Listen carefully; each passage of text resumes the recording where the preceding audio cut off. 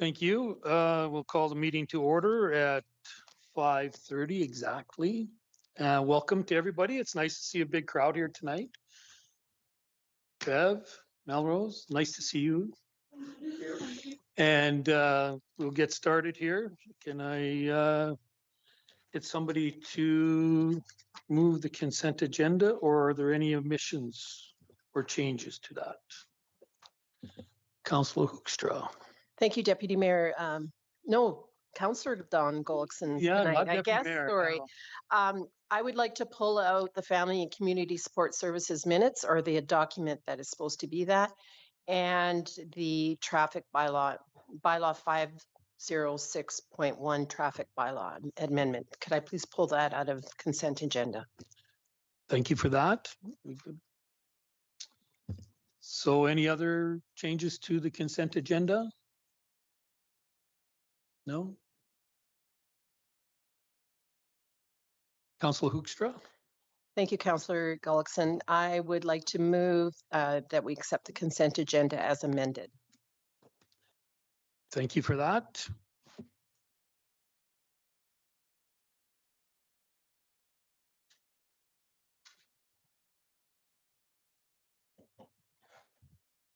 Just waiting for it to come up on our screen here.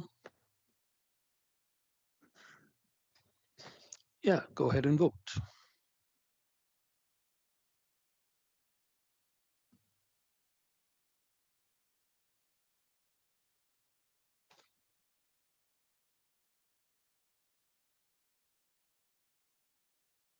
Yes.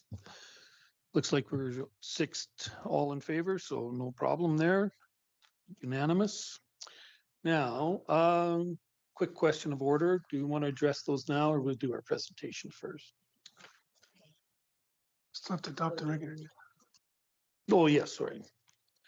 So we'll move on to the adoption of the main agenda. Any changes or additions or omissions? We are making it. It's going to be Councillor Connick. Yes, thank you, Councillor Gullickson. I just wanted to add an in-camera labor, please. Certainly. Councillor Dallas. Thank you. I would also like to add a notice of motion, please. Thank you for that. Anything else?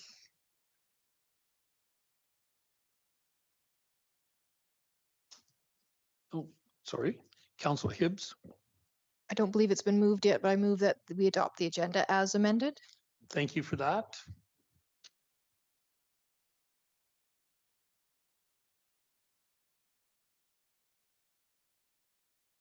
Go ahead and vote.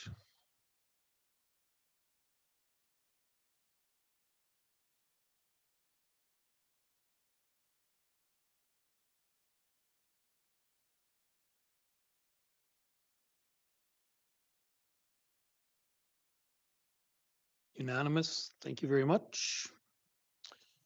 Okay, so we move on to do this, or do you want to? Yeah. Maybe we'll address the items coming out of our consent agenda first. Councillor Hoekstra. Thank you, Councillor Gullickson. So the first item was the Family and Community Support Services minutes. I realize that was maybe labeled incorrectly, but it is the interagency notes. And I just question who decides what gets into our council package and why. Like, so that to me, those notes would not, to me, warrant being in our package, but I just would like to know who decides whether that's in there. Thank you for that.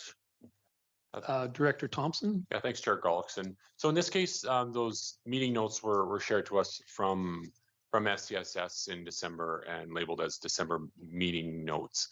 And so they were included in the agenda as such. But certainly your comment on the interagency nature of it versus FCS board meeting notes is something that I'll take back to CL Gowdy when he returns and let him know your feedback on that, and that he'll provide further direction to staff and to council with how to treat those interagency meeting notes in the future.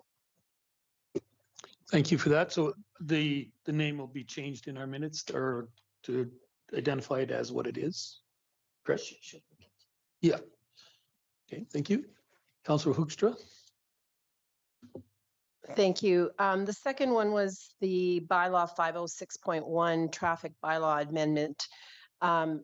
Admittedly, skimming the agenda, I would have maybe skipped over that, but there was another change in the traffic bylaw. So I was curious why it was named only about exempting ATCO and Fortis Dig permit fees and not also the changes to the trailers, like whether it being what was it actually called? Now, of course, I'm drawing a blank.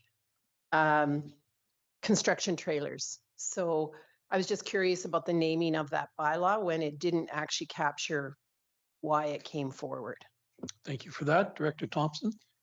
Yeah, certainly the name in the agenda is reflective of two of the elements of the bylaw amendment. The third being the construction trailer amendments that were included. And so in retrospect, that either should have said nothing or should have also included the construction trailer detail in the agenda label. Thank you for that. Councillor Hibbs?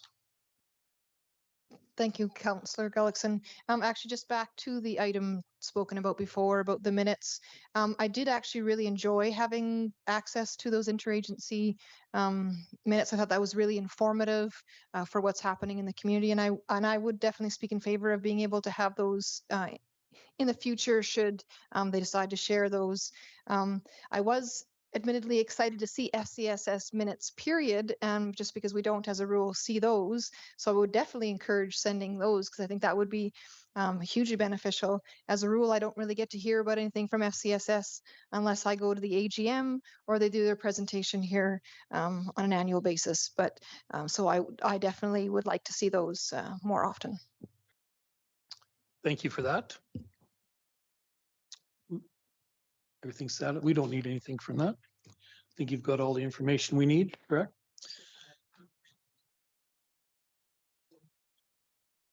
Oh, yeah. Thank you for that. Councillor Hoekstra? I will do that. Thank you, Councillor Gullickson. I will make the motion that council give first reading to bylaw 506.1. Thank you.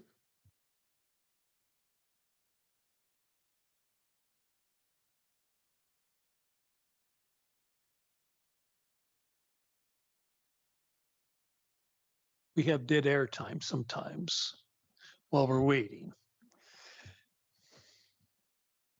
You can go ahead and vote.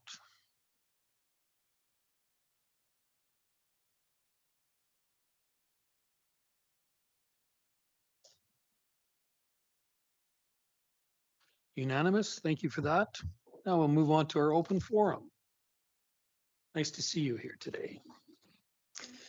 And I'm going to give you some ground rules here. You understand you have 5 minutes, and I will give you a warning at 1 minute and then again at 30 seconds. Okay. And then there will be some questions allowed from members of council and administration if they request them. And I think that's about it. And the floor is yours. Okay, thank you very much.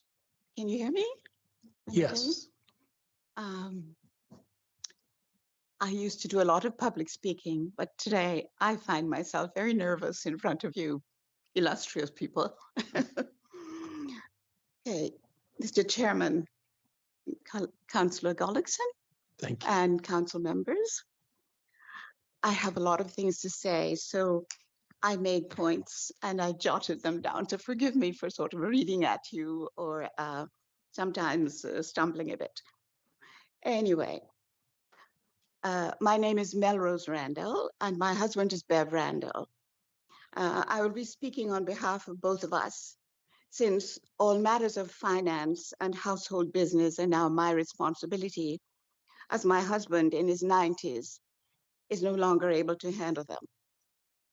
I'm here as a citizen of Lacombe who finds herself in some trouble, and I'm here to plead for leniency in the situation in which my husband and I find ourselves. I myself will be 86 in a few weeks, And together we have been hoping to be able to stay in our home until we are no longer able to live independently. About 2 weeks ago, I received in the mail a municipal ticket containing a fine of $500 addressed to me, Melrose Randall, for encroachment on city property. This is the reason I'm here to make this presentation. Thank you very much for allowing me to come and speak to you. We bought our home, our present home in Lacombe in 1978. Though our employment was going to be in Red Deer, we were buying in Lacombe. I was offered a job as an English teacher in the Red Deer Catholic High School, and my husband was offered the position of principal in the Penhold K-9 junior high school, so we traveled every day to go to work. At that time, Red Deer and Lacombe were rapidly developing new residential areas. So we were able to look at many houses before we discovered this perfect spot where we have settled for nearly 50 years. We fell in love with this particular house because it was in a cul-de-sac, conveniently located and safe from traffic in a welcoming and safe neighborhood for our 3-year-old son and ourselves. The population of the town of Lacombe at that time was about 4,000. Today, I see in Google our population is about 14,000, so we've grown. I mention these things in order to put into perspective the difference between the thinking in 1978 and the thinking today. This is so everywhere. And the predicament in which my husband and I now find ourselves. When we bought the property, our backyard slanted steeply down toward a slough, which was both unattractive and possibly unsafe because of possible future erosion. Because there were so many basements and houses being developed at that time, basements being dug, my husband and our neighbor to the east were able to easily get truckloads of fill to level our backyards at our own expense. The state of the slough at that time, that shallow pond, was really awful. It had sticks coming out of the pond and all sorts of garbage around because nobody thought it was a place where they should. I'll just put give you a garbage. warning now. You have 1 minute left. Oh, let's see. Sometime after we moved here, we met our neighbor up the lane behind our house, Mr. Wes Jackson, who told us he had convinced the town not to fill in that bog or pond, but to leave it in its natural form. And we were happy that no houses were going to be built behind us. So it seemed at that time that the town had left the area. So when we brought in the fill, we thought it would not harm anyone if we brought in enough to make a 30 reasonable seconds. sized backyard. Anyway, the upshot of the whole thing is we have found ourselves in what's called not in compliance because we have gone beyond our property line. And so we want to fix that. And so we come to you, having spoken already to planning department and our development department, to ask if you would consider helping us find a solution to our problem. We would be willing to purchase the property in the back or on the side, or to do whatever is needed in order to come into compliance. Thank you very much for your presentation. Any questions from council?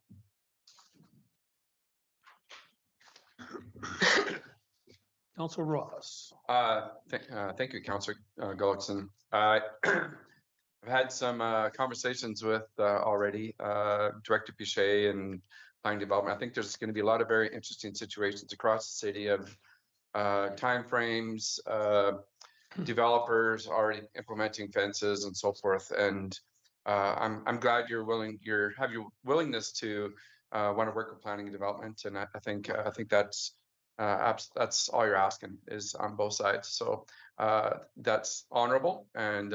But this is not going to be the only one going across. I think there's going to be some gray area, difficult situations where fences were put in by developers or previous owners that a lot of things are unaware. And I can't emphasize enough to people, even going forward, go to planning and development, ask the questions, which in this case, it wasn't your responsibility to do so, but for people doing the developments or building or changes in fences, it would be a lot easier for council and staff if they just kind of the golden rule of life is ask the question. But I think that we would I'd like to see the council request, I make a motion that council request administration return the matter to council with a supporting request for decision on the encroachment bylaw 513 infraction.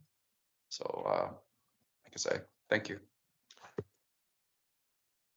Thank you for that, Councillor Ross.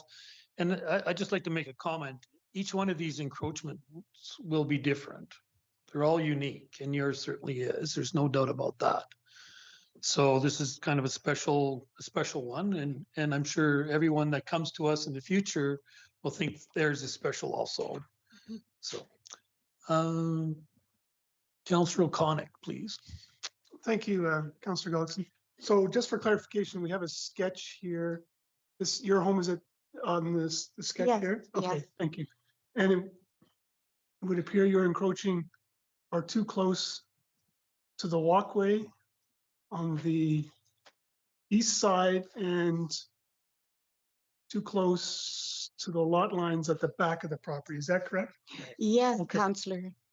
And Uh, you say your house was built in 1978. Yes, yes. Okay, But in 2001, 23 years after we had already been living there, we decided to modernize the house. And so we wanted to do a renovation. All of this I had here in my writing, Yeah, no, but I go ahead talked now. to and but we couldn't afford to have a big group come in and do it. So we got Don Gustafson, a friend of ours who was a school teacher, a shop teacher, come and help us. So we did all this renovation. And then we had BEMACO come in, surveyors from Red Deer, and they did the survey, which is what you're looking at there now.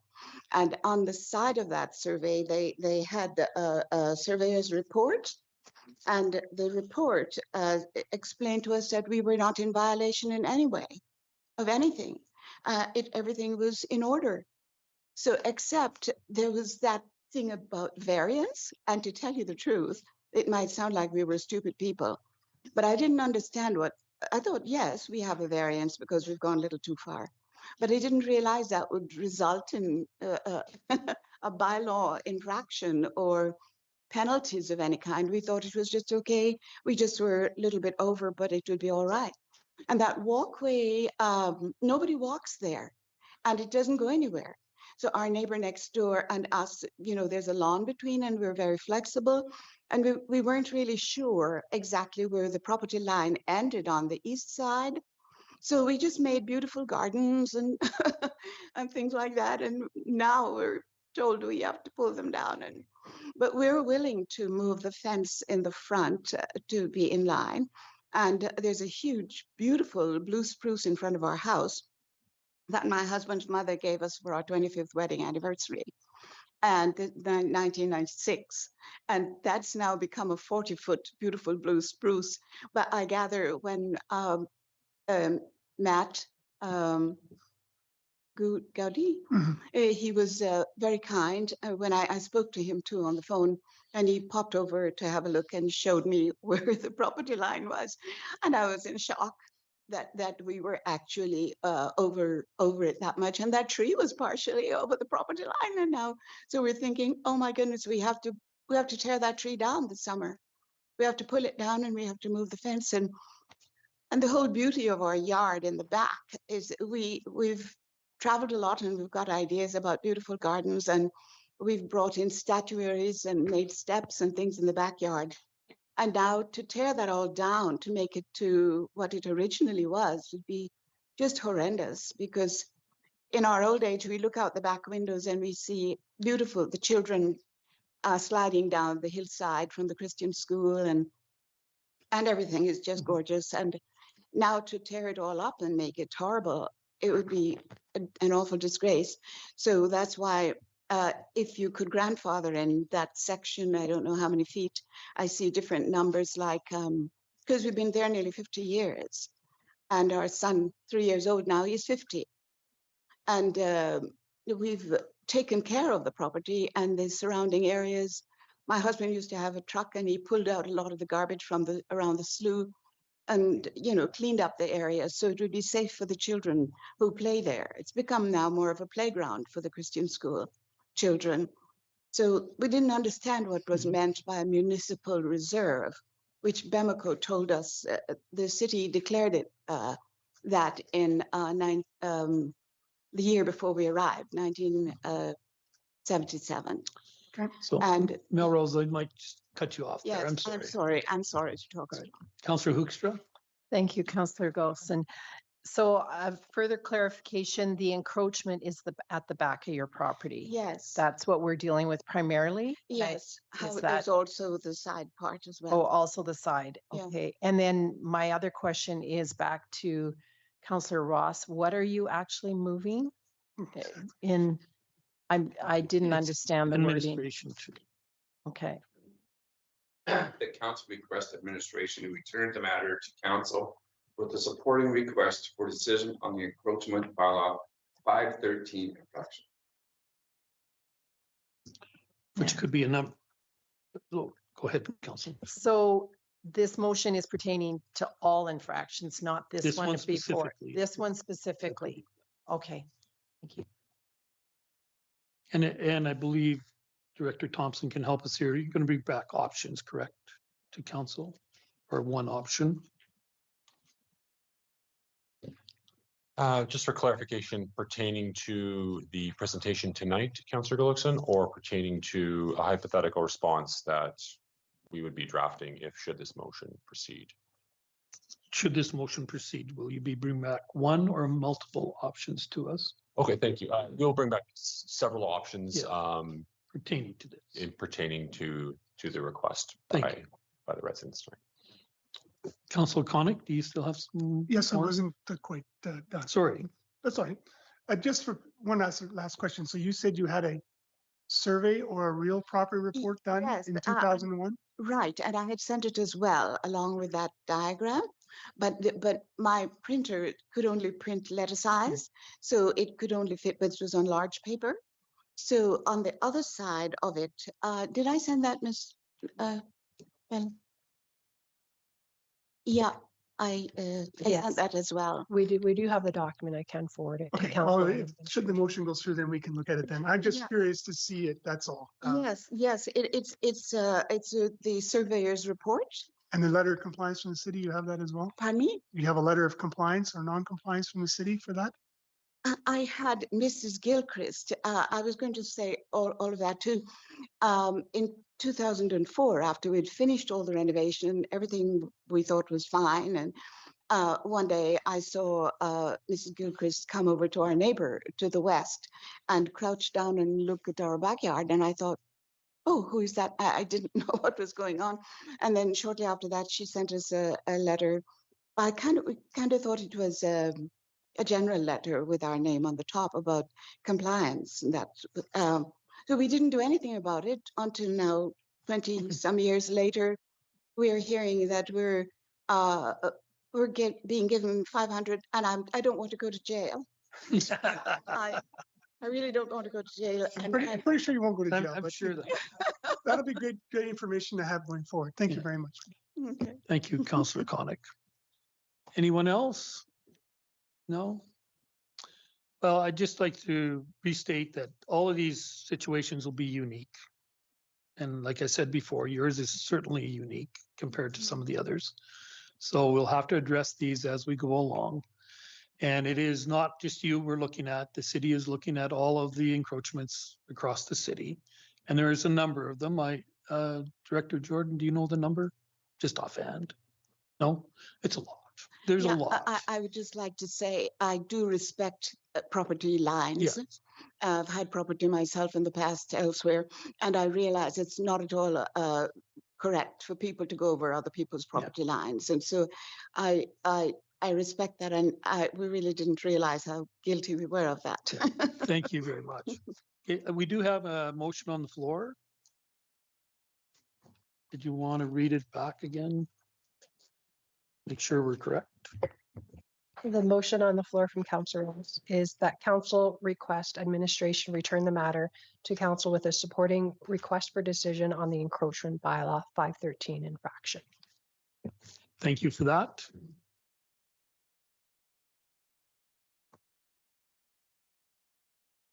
May go ahead and vote.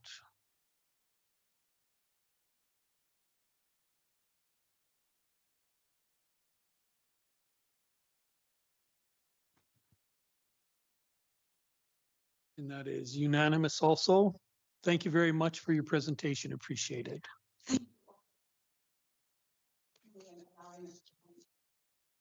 Thank you.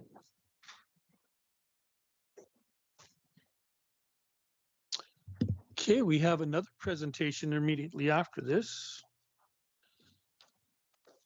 for Affordable Housing Committee, Housing Continuum. And we have 15 minutes made available for Kim. And are you by yourself today? Solo today. There you go. Okay.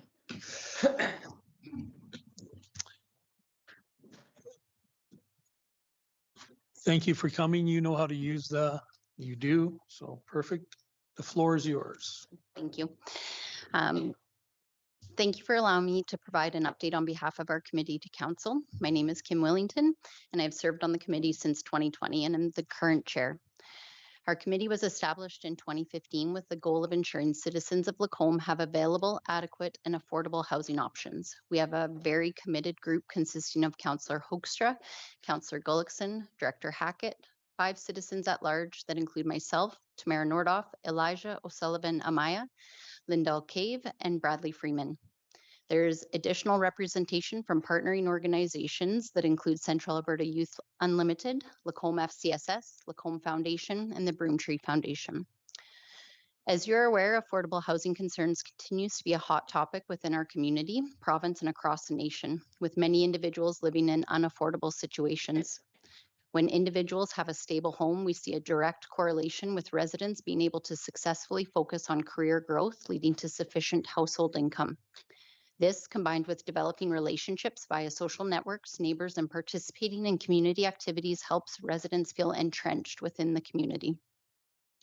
As it's been some time since our last report to council, I'd like to take this time to review the 3 areas of focus within our community that fit within the housing continuum and their definitions.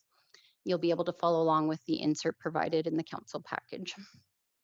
So, unhoused is individuals without a permanent place of residence. There's few in need compared to our population. However, those needs are very high.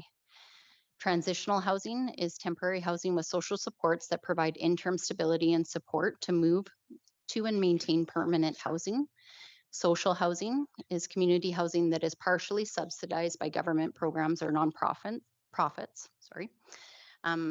Both of these have significant housing and support needs. Affordable rental housing is a home where tenants' rent is considered affordable if it costs less than 30% of their households before tax income. And we believe this is the greatest need for our growth within our community. The most recent statistics that I have from our community partners, so from the Bethany Group / Lacombe Foundation, for seniors specifically, we have 89 units in Lacombe that are currently occupied with 42 applicants on the wait list. For the affordable or community housing, there's 41 units in Lacombe, and they hold 47 adults with 46 children. Currently, there's 65 adult applicants on that list. Most of these are single parents with additional dependents that aren't included in that total number of 65. For the rental assistance program, there's 80 parties that are receiving this benefit currently and an additional 75 applicants on the wait list. So in summary, there's 346 individuals, adults and minors combined, that are currently supported in some form, and 182 plus individuals on various wait lists for some form of affordable housing. There's likely additional individuals out there who would qualify for affordable housing, however, have chosen to not come forward for a variety of reasons.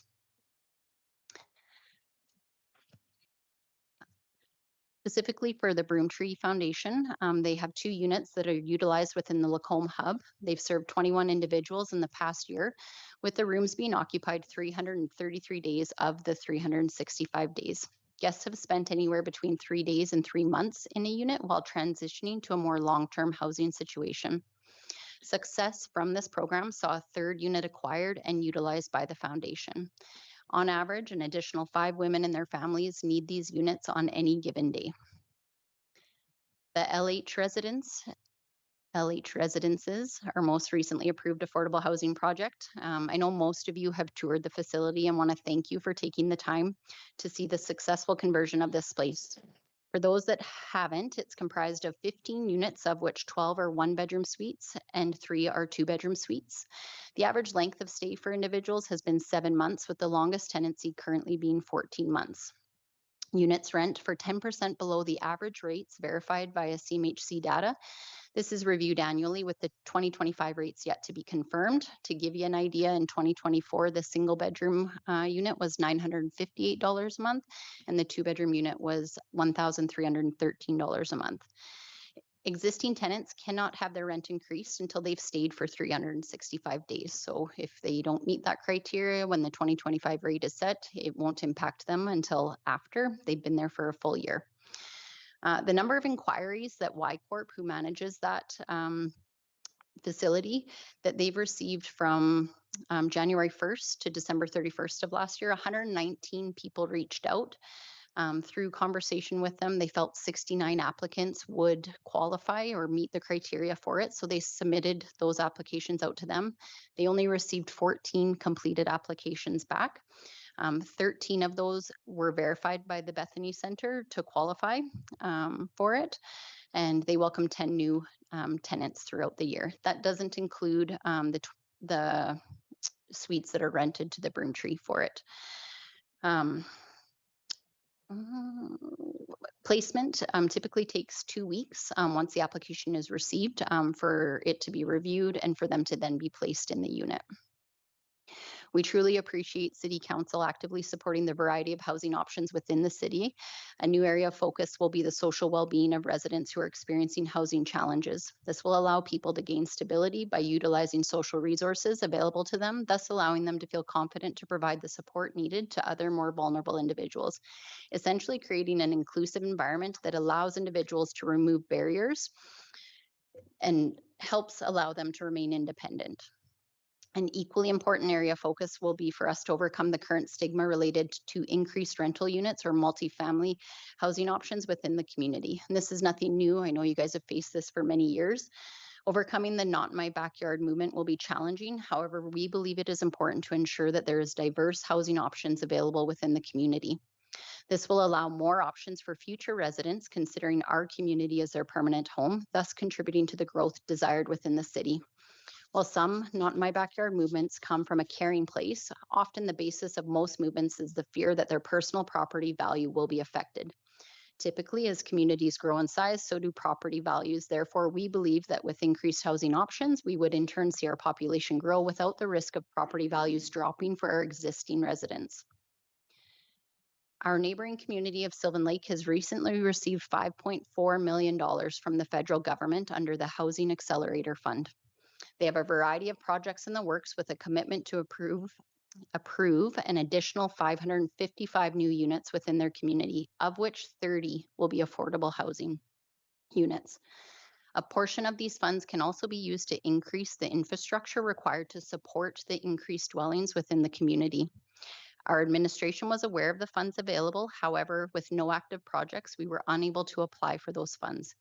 It is important that we work jointly with the city to have a viable project that fills the affordable housing gaps within Lacombe so that we can take advantage of future funding opportunities from the federal or provincial government as they come available.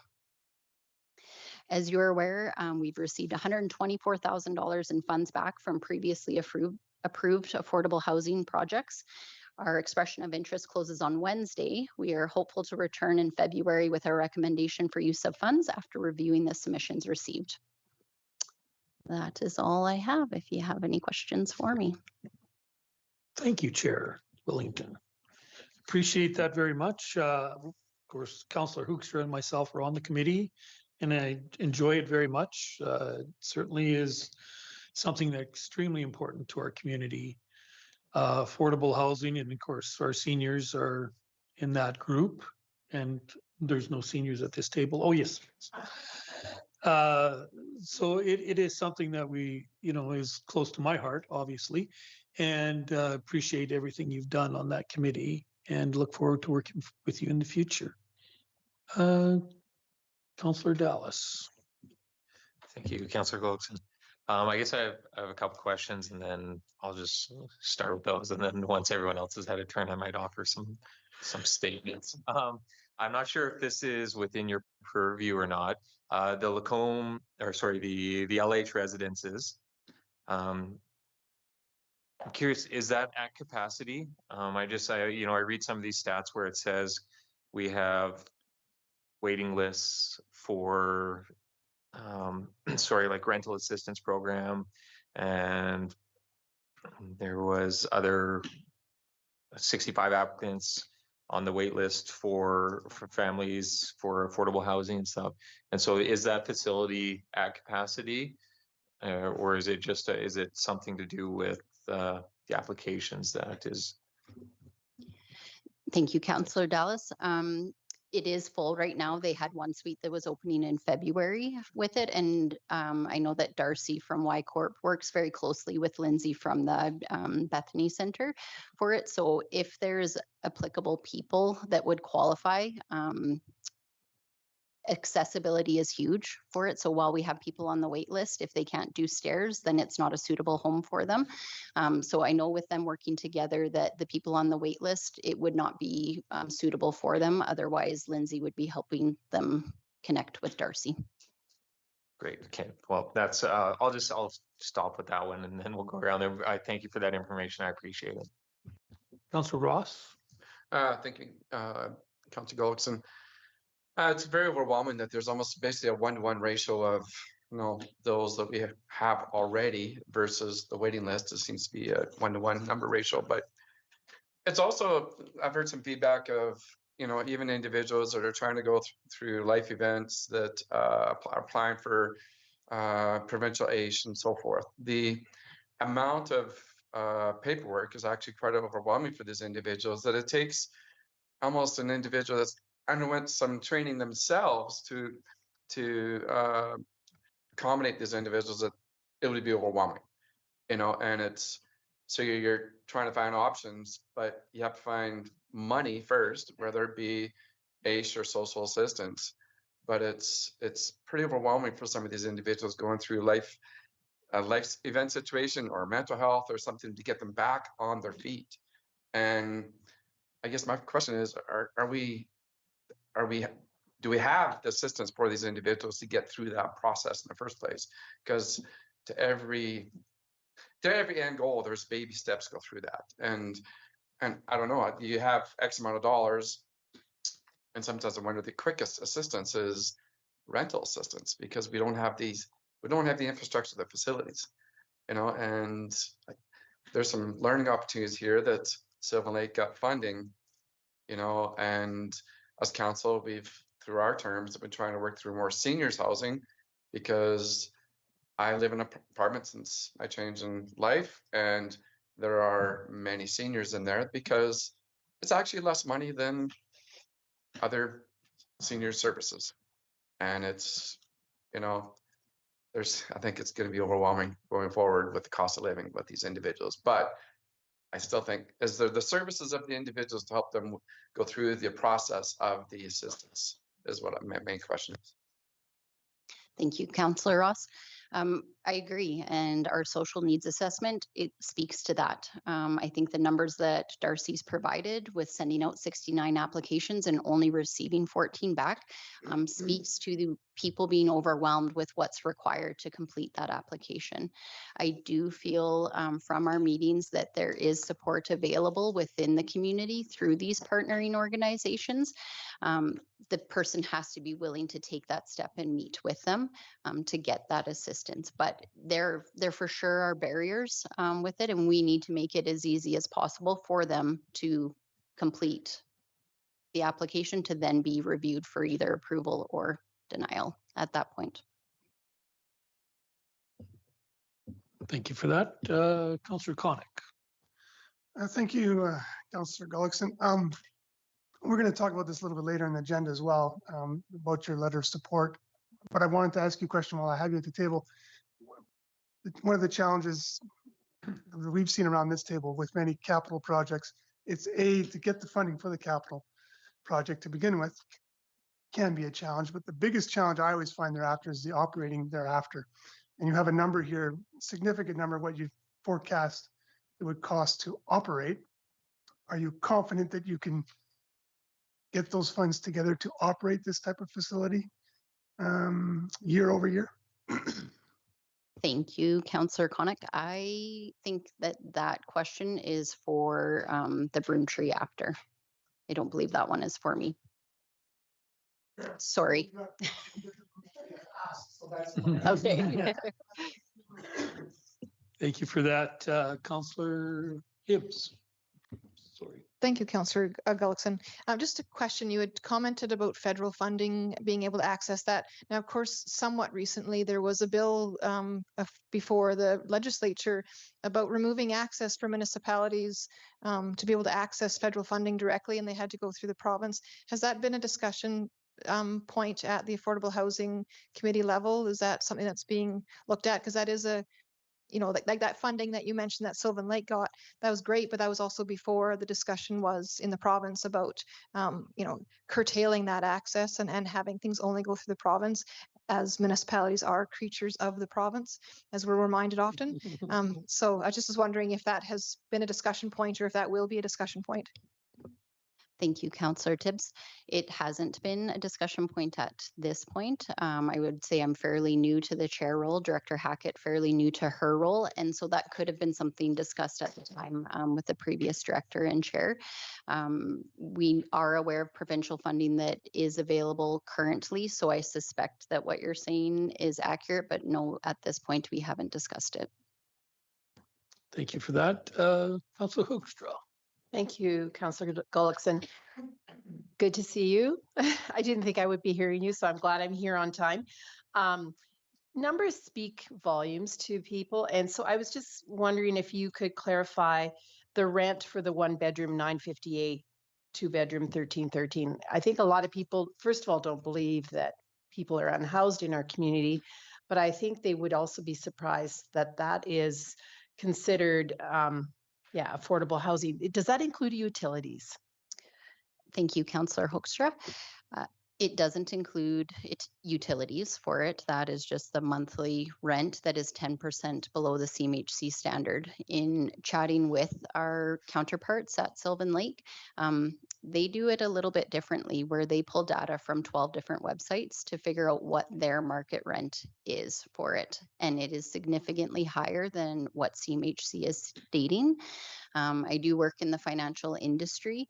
The minimum rent payment that we use for someone is $800. If I were to go look online to rent somewhere for $800, I'm renting a person's bedroom in their house. It is a shared space for it. So these numbers, I feel Y Corp is being very respectful of our residents by renting it based off CMHC's numbers versus what it could be privately if they took Sylvan Lake's approach with it.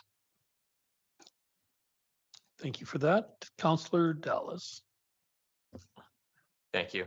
I guess as a community as a whole, we are organizations and committees such as yours, and then all the other organizations listed that are working with you.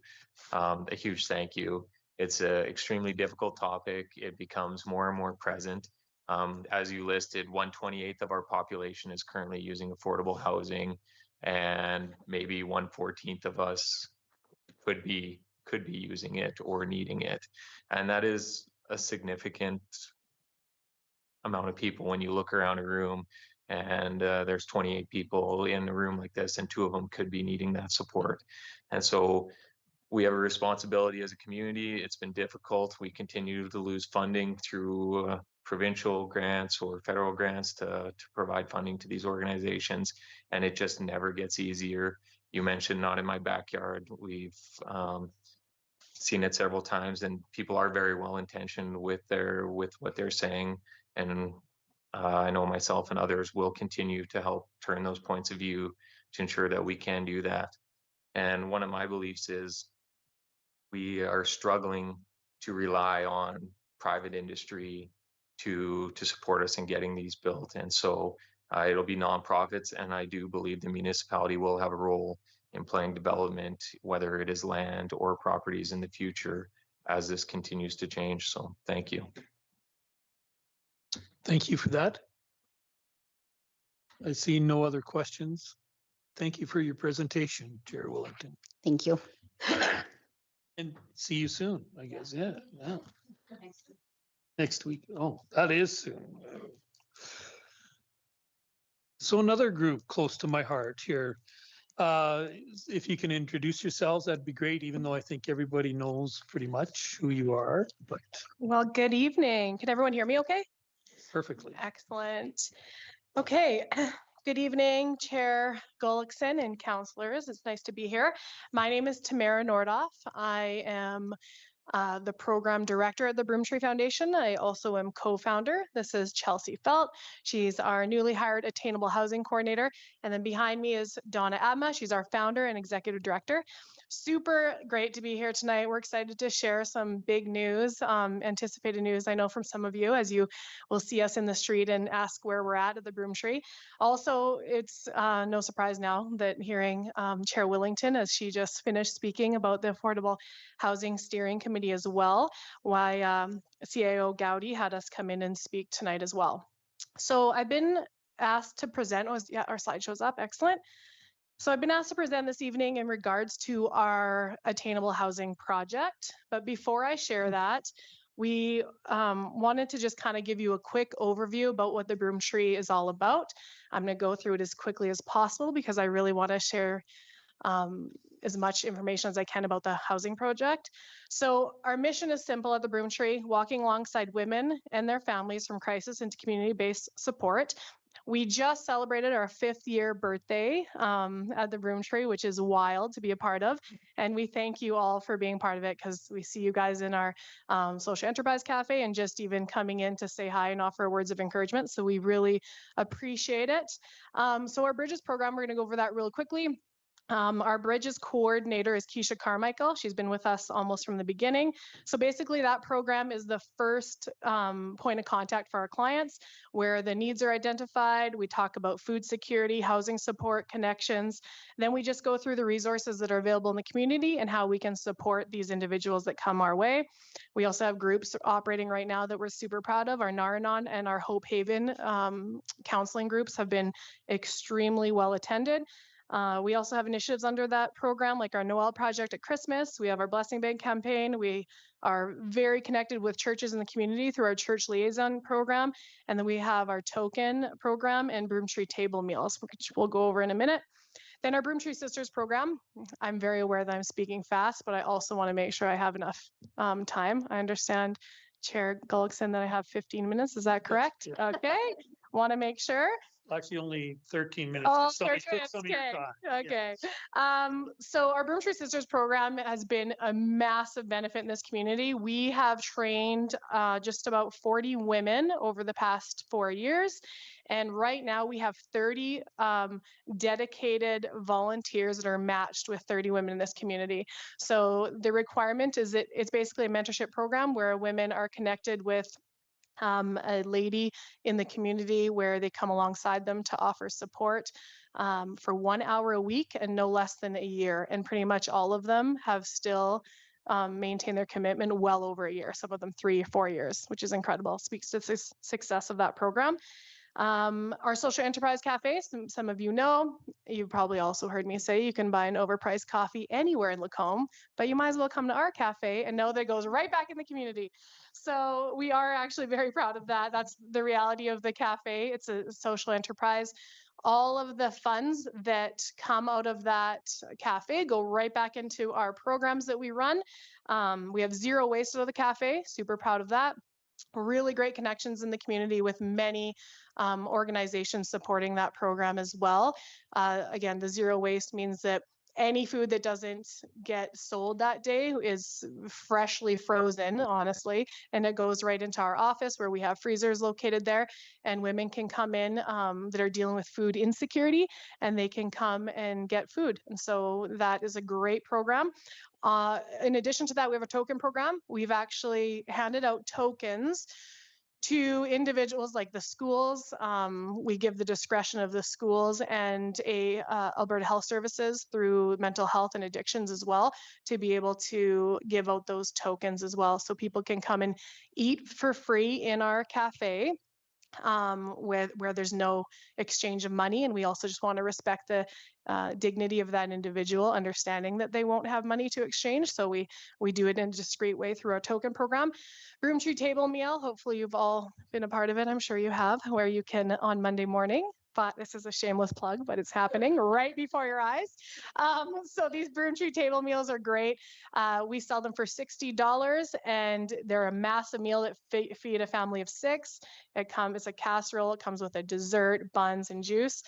As soon as anybody buys that meal, we donate the exact same meal to a family in need. So that's a really cool program to be a part of. And we partnered with the Clive Baptist Church to run that exciting program as well.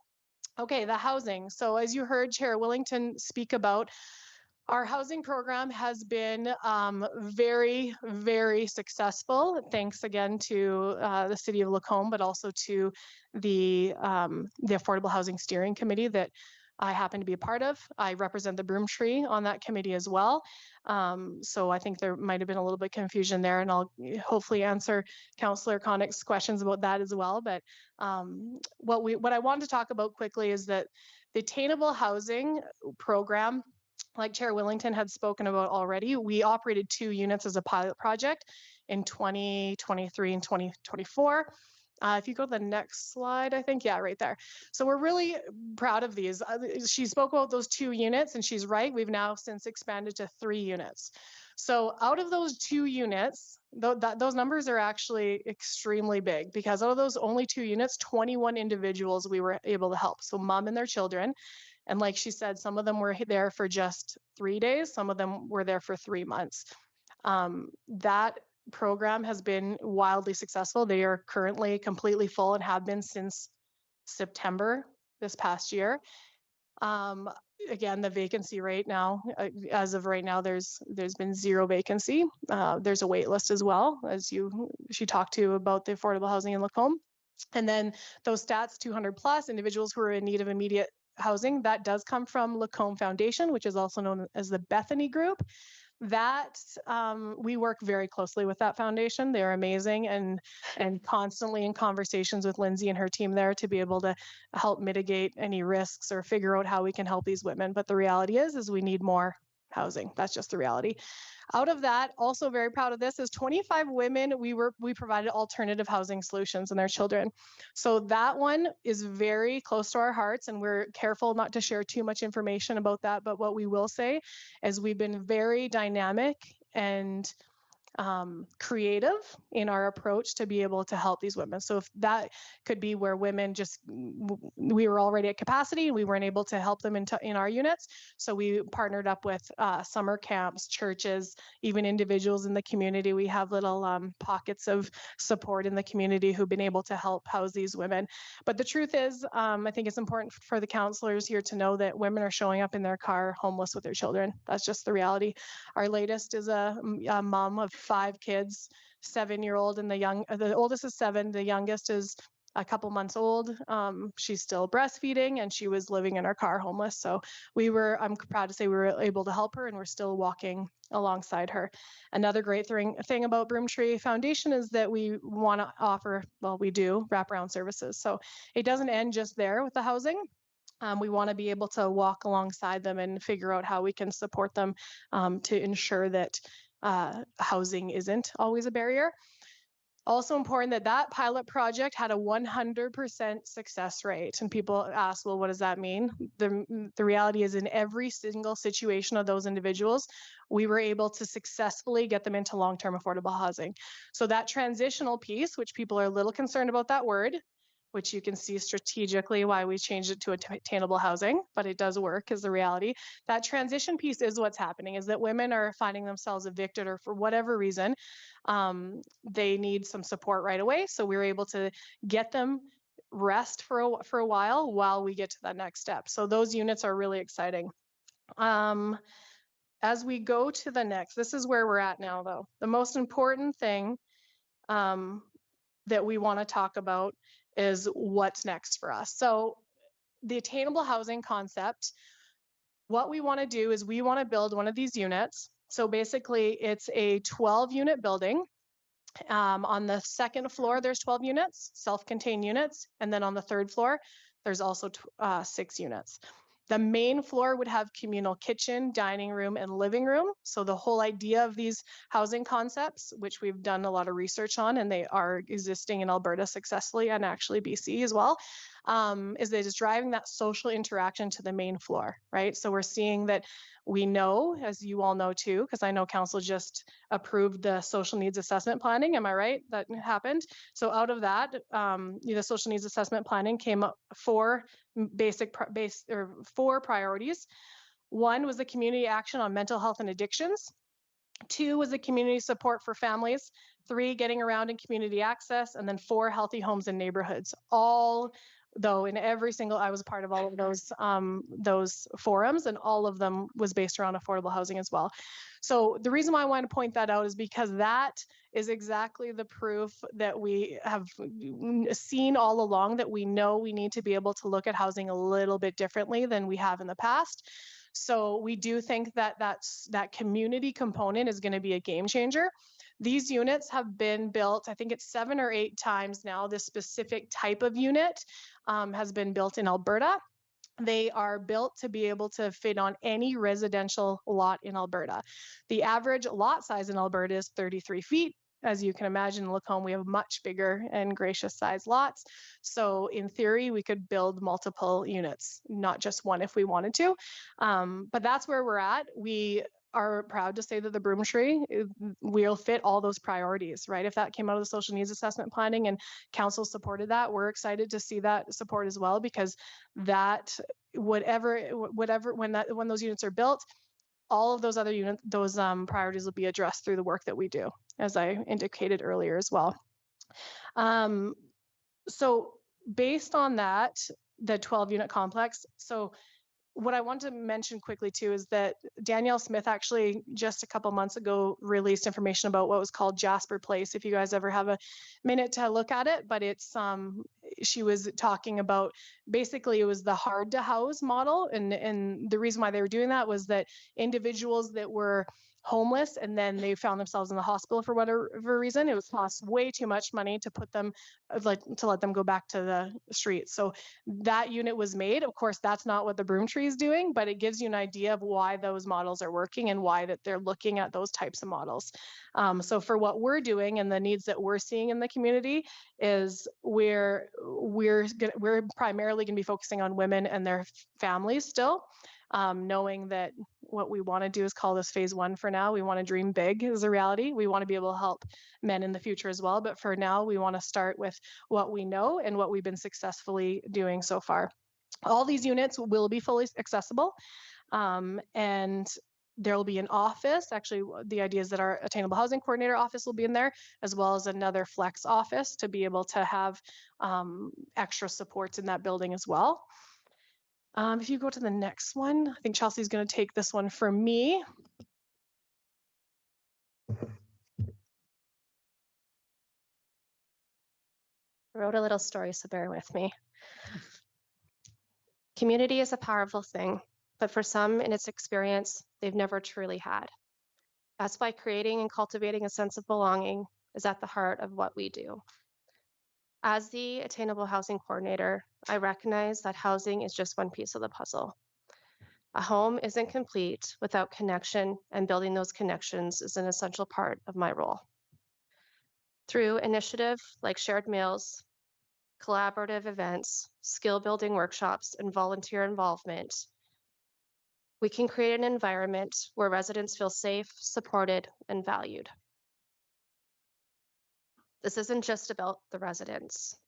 engaging the broader Lacombe community is also essential in this journey.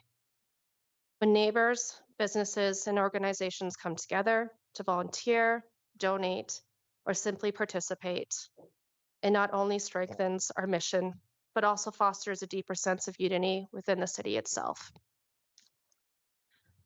It's about creating a culture where people recognize the value of giving back and where every act of kindness contributes to something greater. Ultimately, community is more than the collection of people. It's a feeling, a sense of shared purpose, and a foundation of trust. For those who have never had it before, it's transformative. It's what turns a house into a home and what turns challenges into opportunities. Excellent. Thanks, Chelsea. You'll see, so now the nitty gritty of the numbers as well. And I'm not going to go through this too quickly, but the builders that we have in mind that we are working alongside, their names are Kermode and Dixon. The project itself is going to be about $2.2 million. The funding that we're going after right now is the provincial funding. You guys, I think a couple of the councillors maybe spoke of this already. What it is the provincial funding is the Affordable Housing Partnership Program. I had a meeting with them about a month ago already, the government, and just kind of explained what we want to do. It definitely fits within their grant criteria. So they'll fund about 1/3 of the cost, which is about $729,000. So that's due on Friday, which we are almost ready to submit. The federal funding, we go through CMHC funding as well. That's one of the things that we're looking at right now. And with that, they have 50-year amortizations, lower interest rates, up to 40% forgivable loans. We also have been very blessed by the community. We have a $100,000 donation where our private donor wants it to go towards a capital project. They've been eagerly waiting for this moment. So that's what we're hoping for our next steps as well. And then, as you can imagine, right now we're also applying for the City of Lacombe's Expressions of Interest funding, as you all know about. And it's important for me to note, because the Broomtree is represented on that committee, that we will recuse ourselves from the evaluation process to make sure that we protect the integrity of that process as well.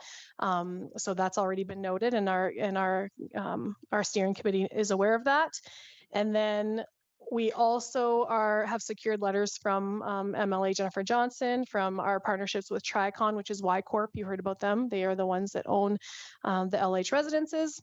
And so tonight, the action item I have for council is that we are asking for council to write a letter of support for the Broomtree Foundation, specifically for going for the CMHC funding, as well as this provincial funding. We would really appreciate that support in our efforts to be able to help with the social needs assessment priorities as well, but for our capital project. And I think that for now, that's kind of the end of actually the next one. Yeah, you can go to the next, sorry. Yeah, that's for the end of our presentation, but of course, I imagine you guys have lots of questions. So please, if you have any, let us know. Well, we only gave you 45 seconds extra, so. Did I You go got over? extra. Oh, I'm You sorry, got extra. Counselor. No, it's fine. I'm not that It's sorry. fine. The one that's concerned is Councillor Hoekstra, who is about to fall asleep because she's Oh, tired. from- Counselor Hoekstra would never. Yeah. What a great presentation. Broomtree is like I said before, very close to my heart. I appreciate everything you do over there. Now, this new building, a quick question regarding it. What time frame are you looking at for them to stay there? This looks like something that might be a little more permanent than some of the other ones. Yep, that's a great question. Thank you, Counselor. Yes, that will be more long-term, absolutely. There's talks about even having maybe 4 of the units potentially operating how we are so far with the Y Corp group. But yes, it will be more long-term. Thank you for that. Councillor Koenig. Thank you, Councillor Gullickson. My apologies that the 2 presentations, my apologies to the previous presenter. So yeah, my question again goes to just, like I said, the challenge is always to build, but I find the bigger challenge is the operating. And so are you confident that a facility like this, you can come up with the necessary funds to operate? Thank you. Thank you, Councillor Connick. Great question. God willing, the answer is yes. We've seen the broom tree grow significantly, and it's amazing where we are already. But we'll make every effort to secure whatever kind of grants and funding that we can, which is also why we're here today. But you're absolutely right. Operating budget is always a big thing. The exciting thing is we've done our numbers for the operating budget, and we'll be able to give or offer 10% below market value in accordance to the affordable housing strategy, which we will do, but we will be collecting income is the reality too. So we are very careful to make sure numbers work while still ensuring that all of these women and their children have affordable housing. Thank you for that. Councillor Ross. Thank you, Councillor Gullickson. I guess to further on to Councillor Connick, I think you've already demonstrated that the results over the several years, your commitment, your support, your results. So I don't question that whatsoever. I think moving forward as council, even to the next term of councillors, reality is I think housing is going to be the next biggest one, as we've found that the province is downloading, and this is no longer a 90-10, for example, like it has been historic in the past. It's getting to be a third, and a third.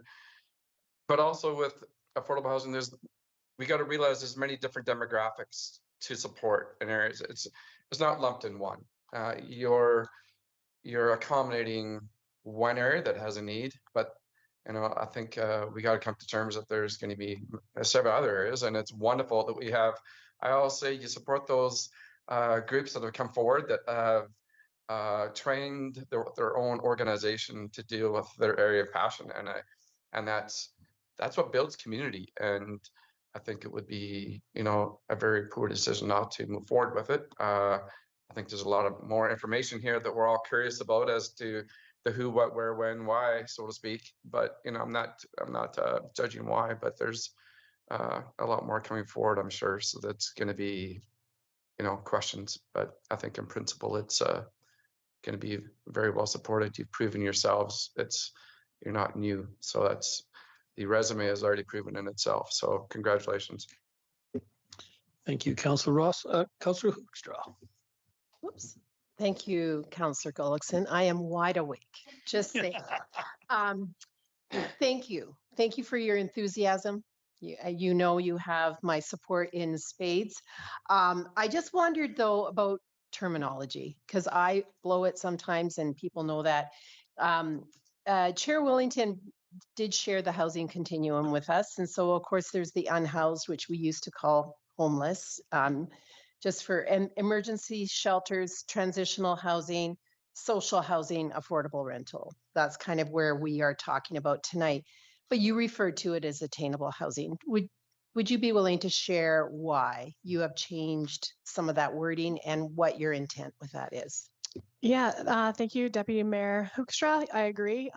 It is something that and because you've been in the field as well, there's constant terminology changing. Honestly, it's strategy. We are mindful of what people are thinking. The more that, and Chair Willington, everything she said is absolutely true. What the main thing that we were trying to get away from is the transitional. And I think in even our experience from the past too, is that people really quickly think that, well, it's a shelter and it's all these things. And we've realized that it mitigates that by using that term. So no, it is all the same. What you're referring to, it's affordable housing is the reality. And it needs to be attainable. Well, what does that look like? And the reality is it's not just finances, right? And so it's hard when we pigeonhole that, but you're right that that's kind of the terminology that we use. We're constantly trying to be mindful of, but attainable housing does, in our opinion, encompass more of what we're seeing. And it's very vast. And honestly, same with what Councillor Ross was saying. I appreciate his comments as well, because hopefully it's more than just women that we want to help, but we also know we have to start somewhere, and we want to be successful in what we do, and we've proven that. And so I'd love to see this in phases, and I hear what you're saying as well, and we hope to expand eventually as well with the support of council, of course. Thank you for that. Councillor Hibbs. Thank you, Councillor Gullickson.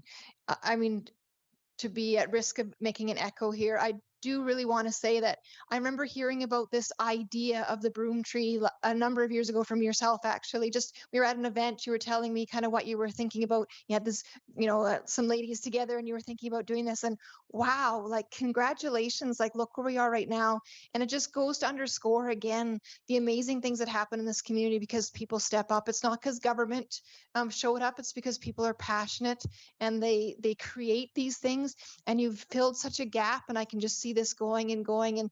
And you like this is an exciting project. What you guys do is exciting, and frankly, it's inspiring. And I really want to give a shout out to you guys, like all of your team, because I think what you do is outstanding. When people are in this situation, they don't need the stigma, they don't need the judgment, they need help. And I really appreciate that you're there for them. And anything I can ever do to support you, I'm more than willing to do at any time. So thank you. Thank you very much. Thank you, Councillor Hibbs. Thank you, Councillor Tibbs. I'm just gonna walk here. I love that you said what you said, because this is, it's why we created this, right? And it really is taking down the barriers. It does not matter who walks through our door. Doesn't matter. It doesn't matter how old they are. We will do whatever it takes. And it's fun to think outside the box, right? Because the boxes have been made. And now, I mean, ultimately, that's what we're here to crush, right? And having that sense of community and home is of utmost importance. And I speak of that as personal experience, right? And why creating this was such a passion of my heart, and then to find the others to come alongside, right? So I want to thank all of you for your support. And I believe that you truly see what is transpiring and how it is going to be, it'll transform the community. So thank you. Thank you for that. It's nice to see the passion for this. It's is incredible. It's a great project. I wish you well with all of this, and we will see you soon, next week. And thank you very much for your presentation. No other questions? Everybody's satisfied here? And let's hope things are, oh, I'm sorry, Councillor Ross. I'm sorry, Councillor Goth, we do have a recommended motion, do we not? Not quite yet. Okay, have- my apologies. okay, Sorry yeah. about that. Okay, but thank you for that. And you got a minute. I gave you an extra time. Thank you I so know, much, I know, Councillor just- Gullickson. Appreciate you. If the mayor was here, you wouldn't have got that. We are much nicer. Thank you, councillors. Thank you. Okay, we get to move on to 6.1 now, and Director Hackett. Thank you very much, Chair Gullickson and members of council. We've just had a great presentation from the Broomtree Foundation relating to their work in the community and the future endeavors that they want to raise funds for. Specifically, they mentioned the Affordable Housing Partnership Program with the Government of Alberta and the Affordable Housing Fund through the Canada Mortgage and Housing Corporation. They are requesting a letter of support to assist the Broomtree in applying for funds from the provincial and federal governments. And it is requested and recommended that council provide that letter of support. Thank you. There is a motion there for your Thank you, consideration. Director Hackett. Any questions or concerns with this? Councillor Hoekstra. I would love to make that motion that council provide a letter of support for the Broomtree Foundation's funding applications to the provincial and federal governments to secure financing for future housing projects. Thank you for that. Any other further discussion? Council Conick. And are we able to get those letters quickly? I understand they need them quickly, or is that possible? Yes, through Chair Gullickson, we can prepare those before the deadline of Friday. We knew you would be fast for that, for sure. Any other discussion? Any other questions or concerns? Then I will call the vote. You can vote now.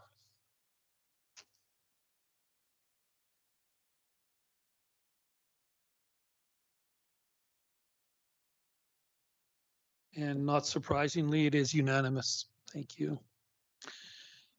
Moving on to 6.2.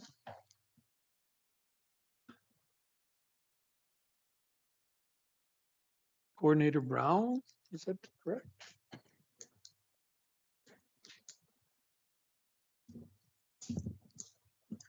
Thank And you, Manager Mitchell. Nice. That's right. Nice to see you. It's good to be here. It's been a little while since I sat Yes. in front of you all. So thank you, Councillor Gullickson, and good evening, members of council. Tonight, it's my pleasure to introduce you to TJ Brown. He's the newest member of our engineering team. TJ actually grew up here in Lacombe, and so he's returned home after finishing his degree in engineering at the University of Calgary. And he looks a little bit familiar to some of you. You may have seen him over at the arena where he spends a lot of his time playing for the Lacombe Generals. So we're happy to have him aboard. Welcome. So TJ started with us last April, and one of the first projects we got him involved in was the infill design guidelines and infill levy review. This project stems from a motion made by the previous council back in 2020 to review options for instituting a redevelopment levy in strategic areas of the city. And so it sounds like you guys are really focusing on housing today, because we're going to touch on that as well. As it happened in 2020 and 2021, we were already updating a lot of our infrastructure master plans. So the transportation master plan, the water master plan, and the sewer master plan. So we were able to work with our consultant to do some additional modeling and look at how infill development would impact those different levels of infrastructure. The results were generally positive, showing that we have most of the major infrastructure we need to support infill development. However, over the past several years, we have encountered reoccurring challenges with infill development, particularly in the areas of stormwater, and then impacting neighboring properties and the removal of large and established trees. And so we also have heard from members of the community, both council and administration, complaining about infill devaluing their adjacent properties, or about increasing congestion in neighborhoods. And so we really wanted to take a closer look at this and see how can we proactively address some of these challenges and make sure the infrastructure is there to support them, that we're treating citizens fairly. So in order to address this, we've kind of broken this issue into three separate but general topics. The first being, what infrastructure upgrades are required and who should pay? The second being, when should those infrastructure improvements happen? And the third being, what guidelines should be in place to protect neighboring properties, manage infrastructure, and preserve mature trees. So tonight I've asked TJ to present the first issue by reviewing what upgrades are required to support infill development and provide two options for funding those infrastructure improvements. Good evening, Chair and Council. Thank you for having me here tonight. I am here to present options to fund upgrades of downtown infrastructure that support infill development. Back in 2020, Council directed administration to explore the feasibility of an infill development levy. Following this, an engineering consultant assumed all R2 to R6 zone lots in the DARP area would be at maximum density and assessed how the infrastructure would perform.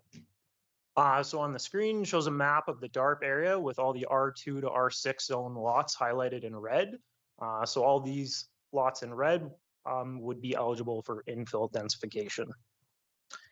The study revealed that our water, sewer, and roads can support moderate densification. However, the stormwater system is already at capacity, posing challenges for unmanaged infill development.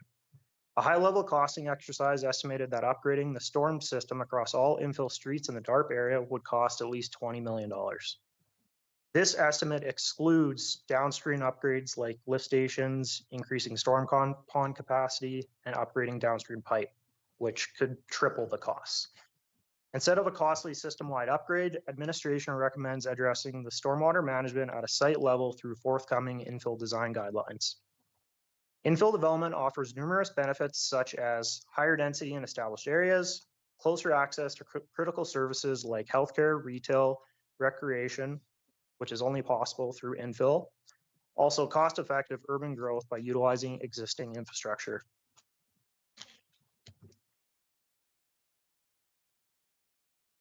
This example shows in 2023, a single-family home near the Lacombe Hospital that was redeveloped into a fourplex.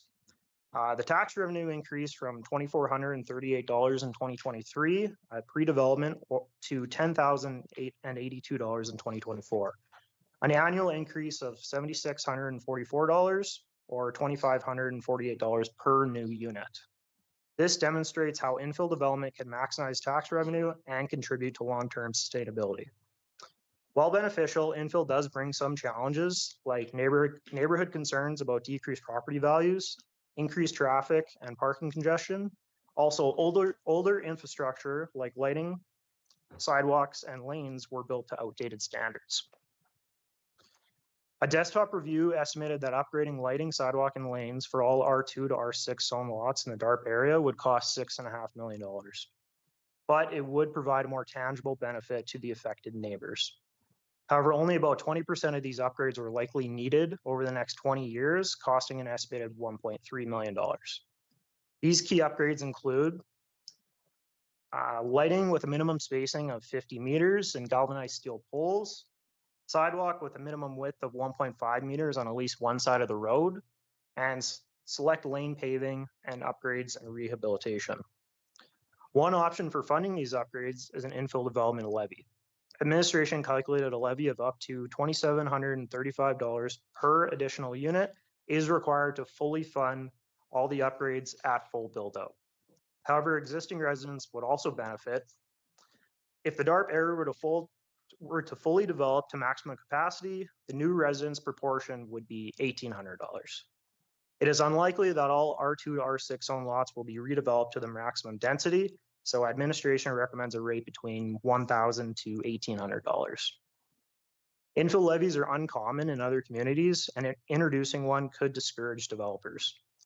Many municipalities offer incentives like waiving fees to encourage infill projects. Given that forthcoming guidelines will already increase cost to developers, administration does not recommend a levy, but presents it as an option if council prefers a non-tax supported approach. Administration recommends a tax-funded option. Increased tax revenue from infill development could fund the upgrades. As the previous example showed, the tax revenue from one development almost matched the potential levy on one unit in 1 year. Administration recommends increasing the general capital reserve by $65,000 annually. This figure aligns with the projected average cost of infill-related projects over the next 20 years. The next steps for infill development are creating infrastructure triggers. Administration is developing criteria to determine when upgrades to sidewalk, lighting, and lanes are needed. Council will have the opportunity to review and provide feedback on these triggers.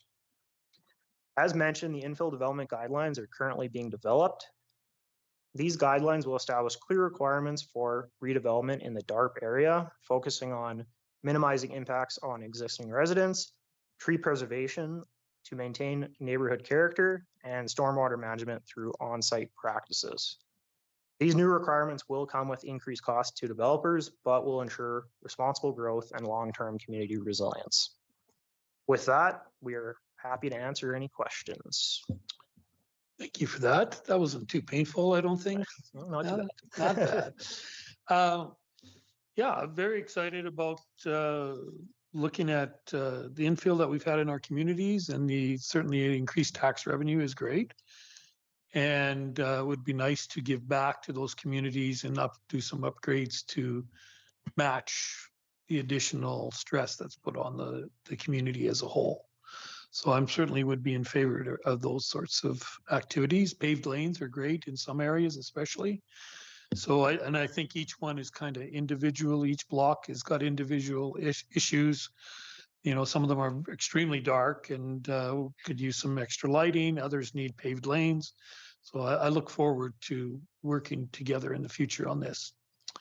Any further questions? Oh, Councillor Dallas. Thank you, Councillor Gullickson.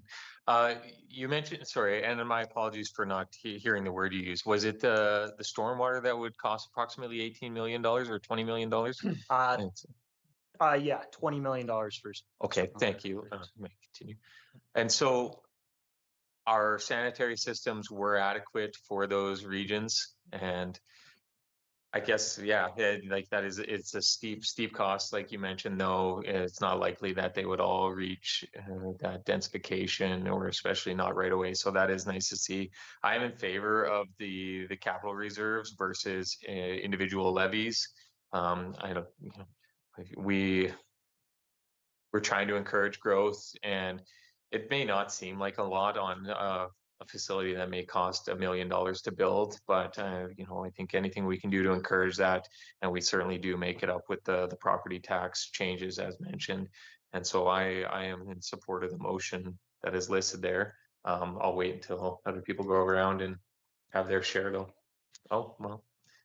I'll make the motion that administration include for council's consideration during 2026 budget deliberations a $65,000 increase to the general capital reserve.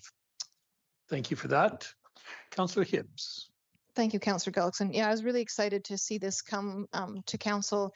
I think it's really great planning. It's almost like an extension of the asset management program. So I think this is very clever way of addressing it. As you definitely pointed out, our tax revenue goes up because of these infill, but on the flip side, of course, one of the major friction points with neighbors in this situation is, you know, the anticipated extra use on laneways and just parking and like just all the complaints. And I feel like this goes in ways to address that.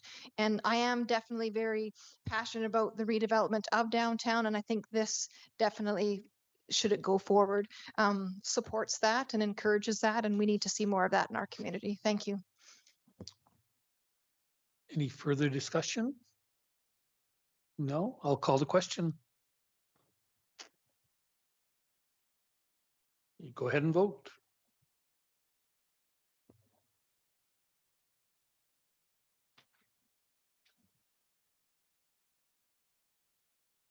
And that was unanimous. Thank you. Thank you very much. Nice to see you. Manager Mitchell, you're just going to sit there for us for the next one too. Comfortable chair. Yes. Well, the next two items I'm very excited about actually. So we'll go on to 6.3. Well, I'm also very excited about this item. Tonight, Council, I am pleased to announce that the Wolf Creek at-grade rail crossing is ready for whistle cessation. As you may recall, in December of 2023, train whistling was stopped at 3 out of the 5 crossings in Lacombe. At the time, we had plans to install a pedestrian crossing again across the 4th crossing, which was the Wolf Creek one. And so CPKC Rail asked us to wait until that crossing was complete before they would stop whistling. This summer, that trail was completed. And so this fall, we asked them to reassess, and they confirmed that we are eligible for whistle cessation. We have issued the public notices required and completed the advertising as required with ads in the January 16th and January 23rd editions of the Lacombe Express. So once council passes this motion to cease whistling, I will inform CPKC and they will authorize whistle cessation within 30 days. So that is the 4th and for now, final crossing in the city of Lacombe. I will remind you that due to the accident history and geometric configuration of the Highway 12 crossing, it's currently not eligible for whistle cessation. So I'm happy to answer any questions you might have at this time. Thank you for that, Manager Mitchell. Now all we have to do is get them to slow down a little bit instead of going through at 90 kilometers an hour. It'd be nice to get them down to 60 maximum. That'd be really good. But thank you very much. I appreciate all the work you've done towards this. Any other questions towards this? Councillor Connick. No question. I'm just very, very pleased that 15 years ago we started talking about this and we're 80% of the way there. So you would like to make the motion. The council declares the discontinuation of train whistle use at the Wolf Creek Drive rail crossing located at Leduc Subdivision Mall 19.36 in Lacombe unless an emergency situation arises. Thank you very much for that. Any other discussion? No, I will call the question then. Go ahead and vote.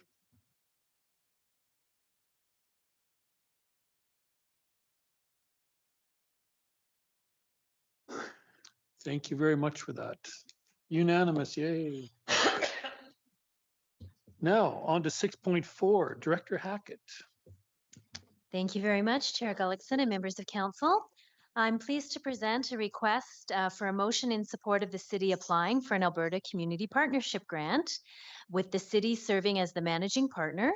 And this grant would allow us to explore the feasibility of a regional recreation facility. This work would occur in collaboration, of course, with Lacombe County and the town of Black Falls. All three communities have supported in their long-range plans the exploration of shared services. And residents of all three communities, the city, the county, and the town of Black Falls, have expressed desire for increased recreation facilities. Whether it's discussion about additional ice time or indoor swimming facilities, general gymnasium space, or even climbing walls, these are some of the facilities that could be offered in a regional complex. The Alberta Community Partnership, or ACP program, is in place to improve the viability and long-term sustainability of municipalities by providing support for regional collaboration and capacity building initiatives. The role of the managing partner in this grant is to submit the grant application on behalf of the partnership, enter into the grant agreement, receive and manage the funds, but the flip side of that is to do all the reporting on the funds as well. The managing partner, as well as the project participants, must confirm their involvement through council resolutions or motions, and so that's why this is before you this evening. The feasibility assessment could look at several important elements of the project, whether those be financial, such as costing models or economic impact analysis, would look at land and infrastructure, such as land acquisition or servicing, and then would look at the servicing in terms of what would be the recreation priorities, how would the community be engaged. So the recommendation respectfully is that council directs administration to prepare and submit an Alberta Community Partnership Grant application to explore the feasibility of a regional recreation facility as the managing partner in collaboration with Lacombe County and the town of Black Falls. Thank you. Thank you, Director Hackett. I'm very excited about this. I have not, over the years that I've been on council, this has been the number one thing that has come to me. People are very excited about it. You go to the Dome in Red Deer, talk to people from Lacombe, they talk about regional recreation. I was very surprised that it's been so popular. So I'm really excited about this first step and look forward to working with you. Councillor Hoekstra.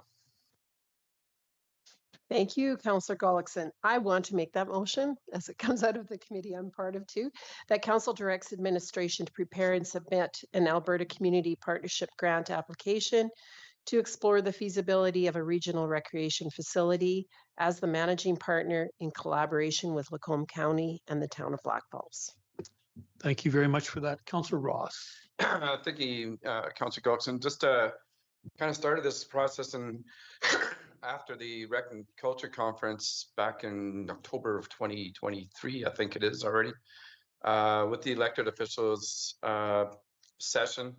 It was very transparently straightforward of the incredible costs of these facilities. And it's just getting to these days that $30–40 million for a recreation facility is nothing anymore in these days of the numbers of construction.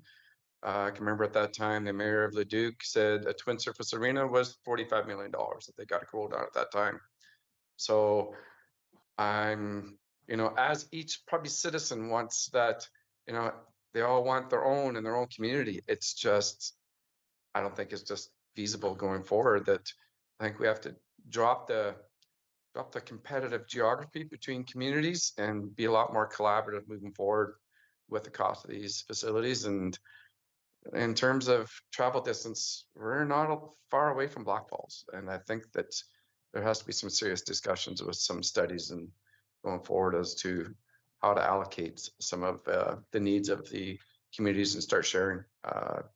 If you travel the distance from the north side of Lacombe to the south side of Lacombe and take that same distance from the south side, you're in Black Falls. So I think it's time that we really reconsider some of the boundaries. So I'm very in support of this going forward. Thank you for that. Councillor Dallas. Thank you, Councillor Gullickson. Actually, Councillor Ross made the point about the competitive geographies, and I think that will be the most difficult part of this. And so I look forward to seeing what comes of this and what options there are, and also, yeah, we'll find out exactly what our community needs and wants, and hopefully we can find a way to work together and find a suitable location for something in the future. So thank you. Thank you for that. I know around the province, there's a number of examples of this in Stony Plain, Spruce Grove, and Morinville has one. And so there's a number of different locations that we can look at and hopefully copy their successes and don't make their same mistakes. So I look forward to it very much. So I believe we have a motion on the floor. Do we need to reread it? I don't believe so. I think we're fine. I'll call the question.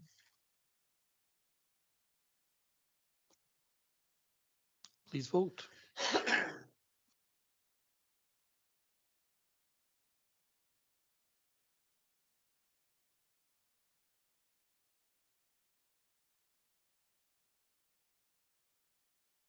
Thank you for that. It was unanimous. Can't even say it. That brings us to the end of our request for decisions, but we do have a notice of motion from Councillor Dallas. Thank you, Councillor Gullickson.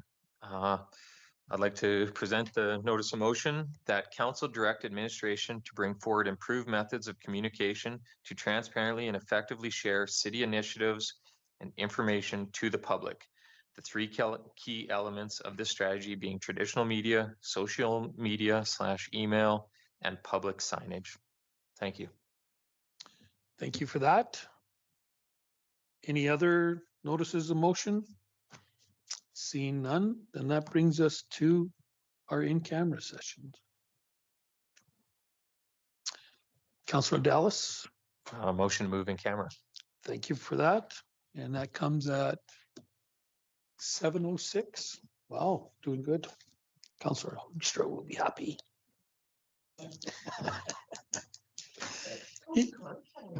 No, you came from Asia. Yeah. Yeah. Got a vote. Yeah. Mhm.